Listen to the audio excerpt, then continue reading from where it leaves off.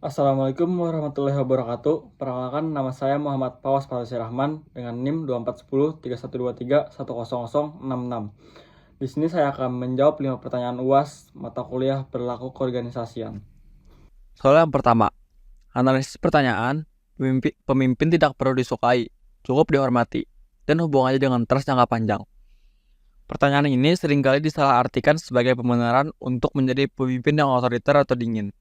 Namun, dalam konteks manajemen modern dan psikologi organisasi, ada batasan yang sangat jelas antara popularity atau disukai dan respect atau dihormati. Mengapa disukai saja tidak cukup?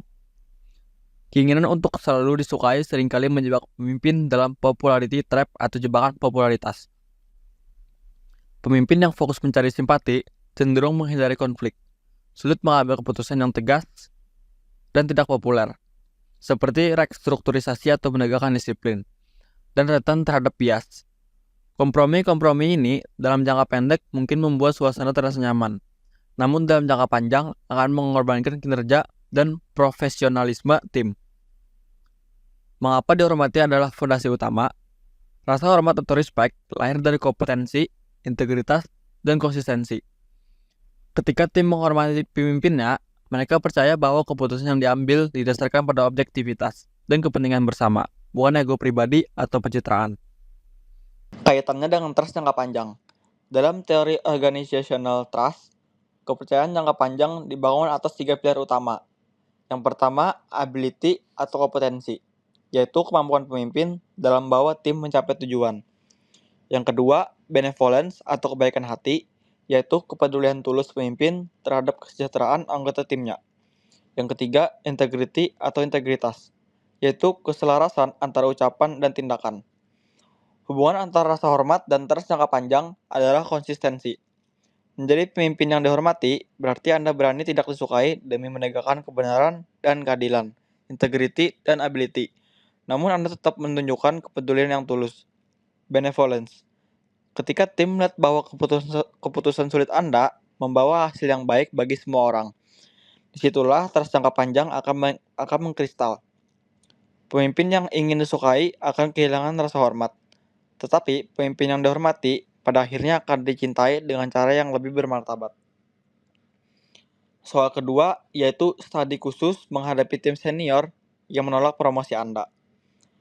Mengatasi resistensi dari anggota tim yang merasa lebih senior adalah tantangan klasik dalam kepemimpinan. Dalam situasi ini, penggunaan harsh power tactics seperti koersi, ancaman, atau legitimasi formal yang kaku justru akan memperlebar jarak dan memicu sabotase pasif. Untuk mendapatkan legitimasi secara etis, kita harus mengombinasikan soft power tactics yang akan saya jelaskan ini. Taktik utama yang etis, yang pertama rational persuasion atau persuasi rasional. Gunakan fakta, data, dan argumentasi yang logis untuk menunjukkan bahwa Anda siap mendukung tim. Hindari kesan menggurui. Tunjukkan pemahaman Anda tentang tantangan yang dihadapi tim saat ini dan bagaimana visi Anda dapat membantu menyelesaikannya. Yang kedua, consultation atau konsultasi. Ini adalah taktik paling krusial untuk meredam ego senioritas. Datangi mereka secara personal, mintalah masukan, perspektif, dan pengalaman mereka terkait proyek atau masalah tertentu. Bisa dengan kalimat seperti, sebagaimana orang yang sudah lama mengawal sistem ini, bagaimana menurut Anda jalan keluar terbaik untuk masalah ini? Dengan cara ini, akan membuat mereka merasa dihargai dan diakui eksistensinya. Yang ketiga, yaitu inspirational appeals, atau pendekatan inspirasional. Sentuh nilai-nilai bersama dan tujuan jangka panjang tim. Tekankan bahwa promosi Anda bukanlah kompetisi menang kalah, melainkan pembagian peran baru untuk mencapai target bersama yang lebih besar. Langkah eksekusi yang elegan. Yang pertama, akui senioritas tanpa mengorbankan otoritas dengan cara secara terbuka, menyampaikan apresiasi atas kontribusi dan masa kerja mereka. Kedua, gunakan expert dan referent power. Alih-alih mengandalkan legitimate power, surat keputusan jabatan, tunjukkan kompetensi kerja Anda secara nyata, expert power, dan bangun hubungan interpersonal yang matang serta berintegritas. reference power. Soal yang ketiga yaitu matrix structure, dual chain of command, dan 3 masalah utamanya. Matrix structure adalah desain organisasi yang menggabungkan dua bentuk departementalisasi sekaligus, yaitu fungsional berdasarkan keahlian seperti HR, keuangan, dan pemasaran, dan divisional atau proyek berdasarkan produk, proyek, atau wilayah geografis. Struktur ini memecah silo-silo organisasi tradisional agar pemanfaatan sumber daya manusia bisa lebih fleksibel. Apa itu dual chain of command? Karakteristik paling unik sekaligus paling menantang dari struktur matriks adalah adanya dual chain of command atau garis komando ganda.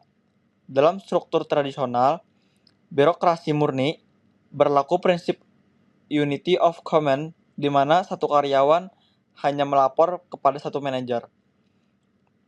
Namun, dalam struktur matriks, seorang karyawan melapor kepada dua atasan sekaligus, yaitu manajer fungsional yang bertanggung jawab atas pengembangan karir, teknis keahlian, dan standar profesi, dan manajer proyek yang bertanggung jawab atas pelaksanaan harian, tenggat waktu, dan output dari proyek spesifikasi.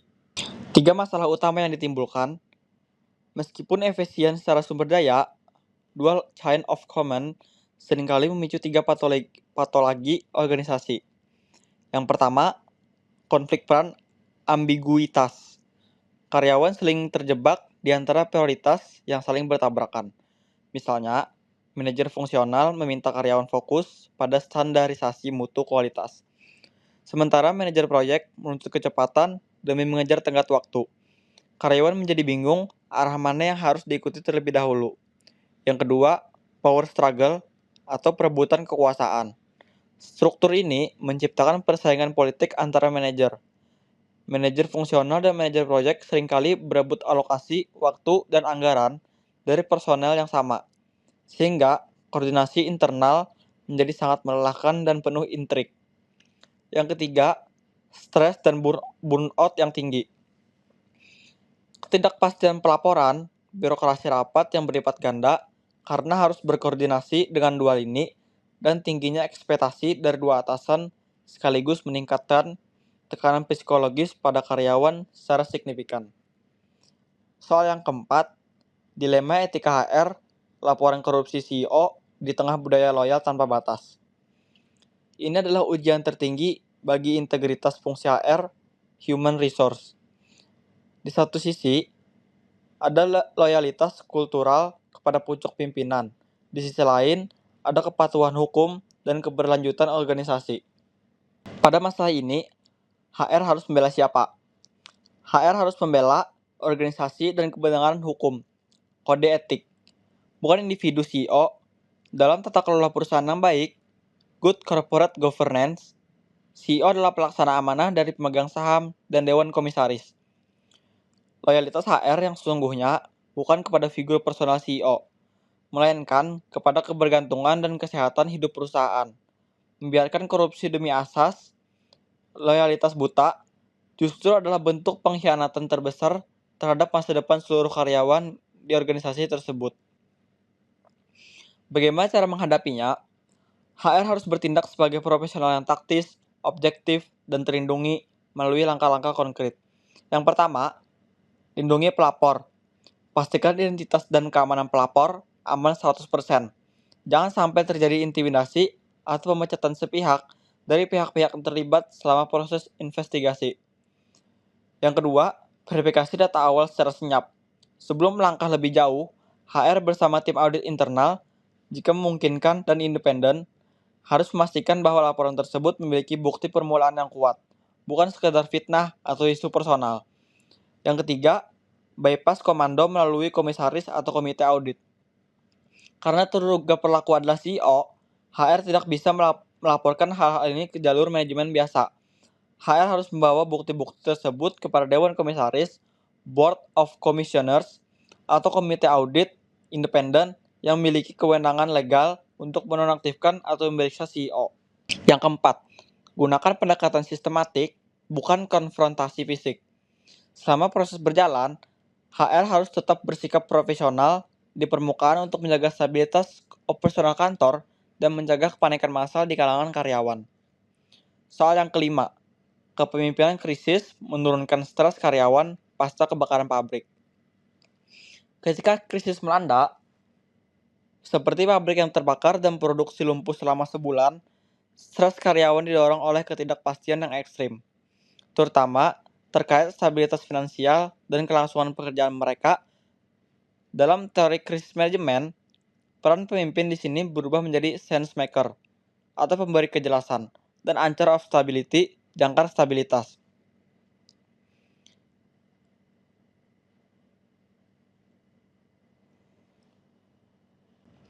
Pada permasalahan ini, pemimpin memiliki langkah strategis untuk menurunkan tingkat stres karyawan. Yang pertama, transparansi penuh dan komunikasi yang kerap. Ketiadaan informasi yang jelas di masa krisis akan langsung digantikan oleh rumor dan hoaks yang memperparah kepanikan. Pemimpin harus segera berbicara, adakan town hall meeting secara berkala, sampaikan apa yang terjadi, apa dampaknya saat ini, dan apa langkah yang sedang diambil perusahaan secara jujur dan terbuka. Jangan menutupi masalah, tetapi berikan kepastian arah pemulihan. Yang kedua, memberikan kepastian finansial secepat mungkin. Ketakutan utama karyawan di level bawah dan menengah adalah tidak gajian. Kepemimpinan bersama direksi keuangan harus segera merumuskan kebijakan terkait hal karyawan. Jika perusahaan memiliki dana darurat atau asuransi bisnis, umumkan sesegera mungkin bahwa hak gaji dasar karyawan aman selama masa pemulihan. Kepastian finansial ini adalah penurunan stres paling instan bagi pekerja. Yang ketiga, mengalihkan fokus ke aktivitas pemulihan. Stres akan berlipat ganda jika karyawan hanya berdiam diri di rumah sambil cemas menanti kabar. Pemimpin harus mengonversi energi kecemasan tersebut menjadi energi produktif. Libatkan karyawan dalam proses pemulihan sesuai kapasitas mereka. Misalnya, membagi tim untuk membantu pembersihan area yang aman, perencanaan ulang logistik, atau mengikuti pelatihan online. Selama pabrik vakum, ketika karyawan merasa mereka adalah bagian dari solusi, rasa memegang kendali akan kembali, dan kecemasan akan turun. Yang keempat, menunjukkan empati melalui kepemimpinan yang hadir. Pemimpin tidak boleh bersembunyi di balik meja atau sekedar mengirimkan surat edaran teks. Hadirlah di lapangan. Tunjukkan empati secara langsung. Dengarkan keluh kesah mereka dan pastikan program dukungan psikologis atau konseling dari HR diaktifkan untuk membantu karyawan yang mengalami trauma akibat insiden kebakaran tersebut.